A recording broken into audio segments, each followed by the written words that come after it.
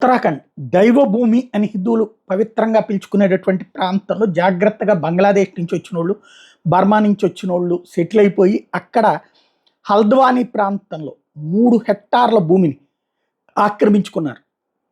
అక్కడ దాదాపుగా 111 కుటుంబాలు కలిసి ఆక్రమించుకుని నిదానంగా ఆ ప్రాంతంలో ఆధిపత్యం చెలాయించడమే కాకుండా మిగతా హిందువులను కూడా తరిమి వేశారు. ప్లస్ అక్కడ ఆస్తులు బలవంతంగా రాయించుకోవడం, అంటే ₹1,00,000 వాల్యూ చేసేదాన్ని 5,000 చేతిలో పెట్టడం, లేదా అసలు లేదు దిక్కున్న చోట చెప్పుకోండి పోండి అన్నటువంటి కోణంలో వెళ్ళటం. గతంలో కాంగ్రెస్ గవర్నమెంట్ ఉన్నప్పుడు అది సాధ్యమైంది.